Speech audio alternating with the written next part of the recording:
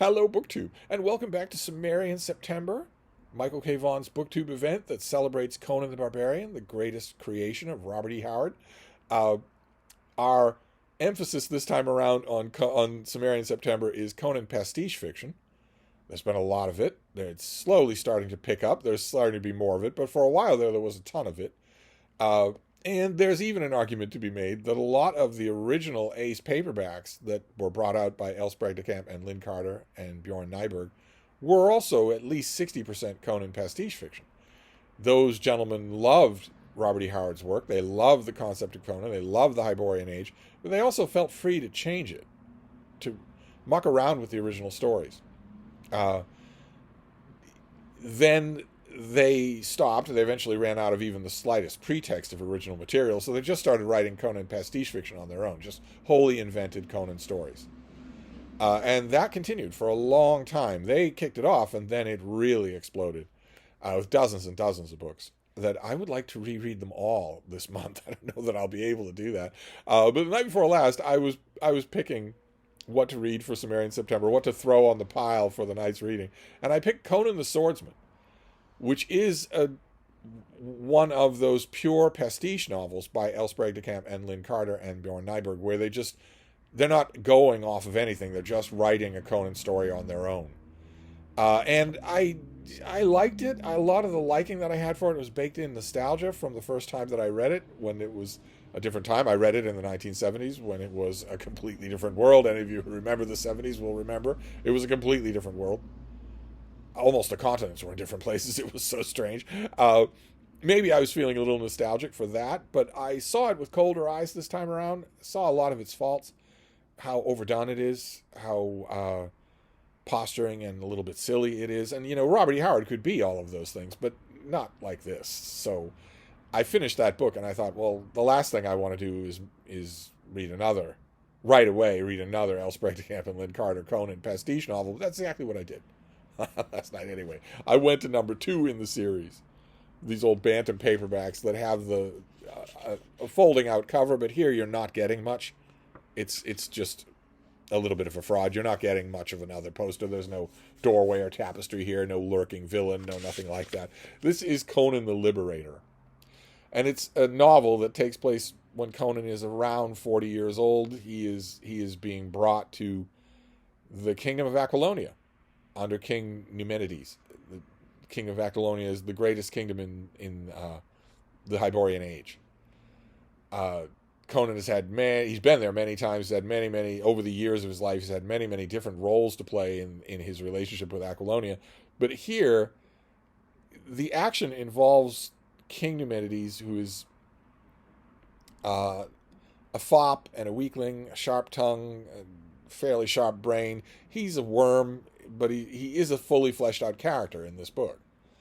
And also the story involves Thulandra Thu, who is a wizard, a classic Robert E. Howard pattern wizard. The Robert E. Howard pattern of a wizard, sure. They are always tall, thin, aesthete. They usually have non-human motivations. They usually aren't after money or gems or even beautiful women. They're usually after whatever. A conquest of the world by snake-headed monsters.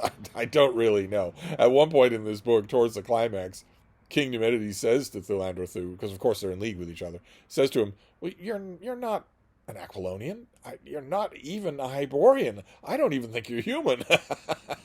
And we don't know for sure the limits of Thulandra Thu's humanity, although I say that he's like a Robert E. Howard wizard figure in all of those factors, but he's unlike a Robert E. Howard wizard figure in that the imagination of L. Sprague de Camp just runs dry, and Howard's imagination almost never did when he was in full flush, when he was in full thread of a story. His sorcery always feels like sorcery. It always feels like a curtain drawn back just briefly on a wild, writhing other world that has completely other rules. Whereas here, Thulandra Thu just has Marvel's superpowers. And when he's pushed to his extremes and has one last ace to play, L. Sprague de Camp can't think of anything more interesting than just an invisible force field. that that scene still disappoints me. It disappointed me when I originally read this back in 1980, and it still disappoints me. Because Thulandra Thu is a sorcerer, and he has designs on ruling from behind the throne of Aquilonia. It's only at the end of the book that the weakness and fecklessness of King Numidides makes him think that maybe I should just rule outright. And the king has nothing but contempt for that idea. No one would accept you. You're a wizard. No one would accept you as a ruler. You don't have royal blood. Thulandra Thu tells him in an accidentally prophetic moment that maybe royal blood isn't necessary to sit on the throne of Aquilonia. Of course, we're going to find out that that's true, because this is the novel in which Conan assumes the crown. He faces off against Thulandra Thu, and he faces off against King Numidides, and eventually takes the throne of Aquilonia. Puts the crown on his head. When everybody skitters into the room, all his men have been looking for him at the climax of the book. They come running and skidding into the room. They see him with the crown on his head, and he asks them, "How's it look?" And he becomes king. And Elsbreg de Camp's idea here, his idea of a humdinger, of a surprise, didn't see that coming twist at the end of his novel, is something that I think aligns in spirit with Robert E. Howard, which is that Conan gets the job of being king of the greatest nation in the world and realizes that it's mostly boring paperwork. The barbarian is tamed by forms and tax disputes, and he realizes it almost right away, that this is not just going to be wine, women, and song. This is going to be boring statecraft. In that sense only, Conan is a liberator in this book, in that King Numidides' advisors and all of the wisest procedure men in the kingdom come back to the palace. They come out of the shadows so that the country can be ruled well again, instead of ruled by whim and fancy the way the old king did. Numidides was irresponsible and feckless and whim-driven. These advisors want Conan to rule righteously. That's the way in which he's a liberator. The people of Aquilonia are not liberated from monarchy, from a king who can take their wife if he asks for it. Instead, they're not liberated in any way like that. They're liberated from weak or whimsical government. They still have a king. And that twist, that Conan the Barbarian, the pinnacle of all these different stages of his life that we have seen, a thief, a reaver, a slayer, a buccaneer, a pirate, the pinnacle of all of those different stages, the one that would actually claim him, is the tedious bureaucracy of statecraft. That is the kind of twist that Robert E. Howard, I think, would have liked. He hated that gray trap that the world represented. He hated that. Feared it. I don't think that he would have had anything to fear, because he was on his way to becoming a very wealthy writer.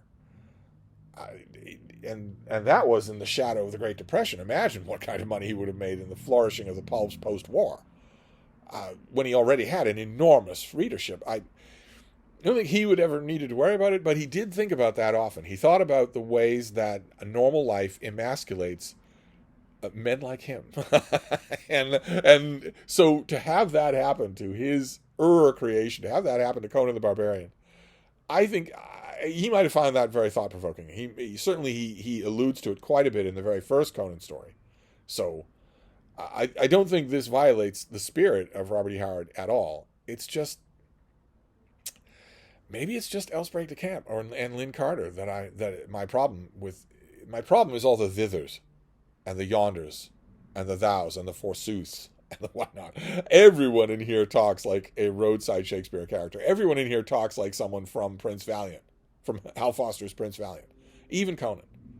That how's it look, is a rare exception in this book. He mostly doesn't talk. He mostly talks like Prince Val, or like one of the courtiers at King Arthur of Prince Valiant. They all talk that way, and there's none of the rough prehistorical feel that Robert E. Howard often puts in his original stories.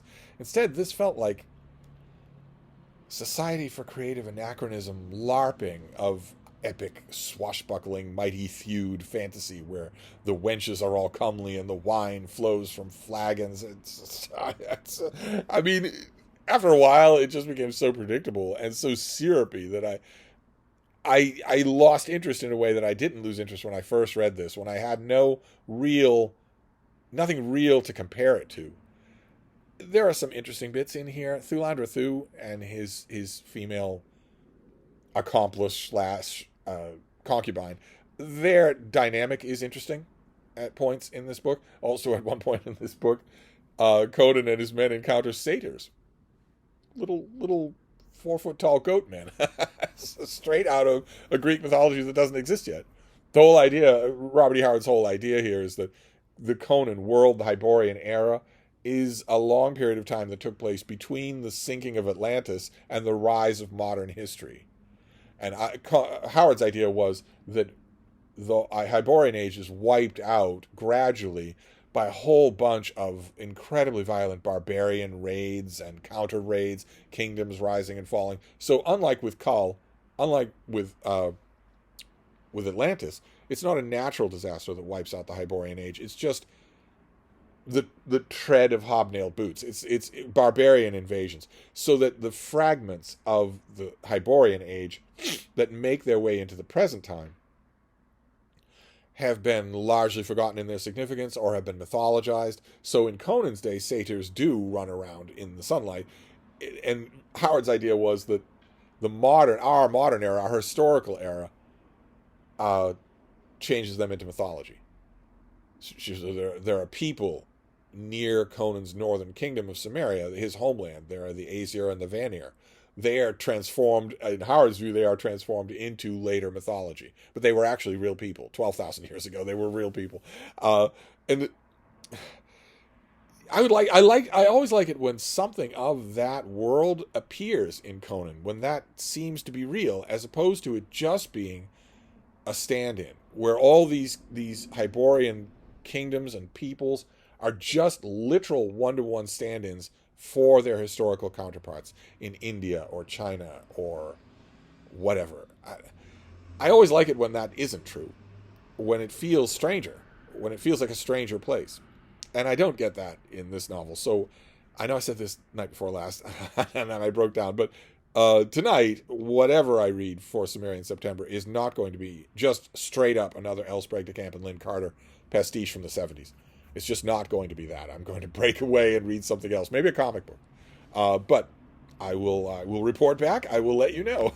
Cimmerian September continues, and I will see you soon. Thank you, BookTube.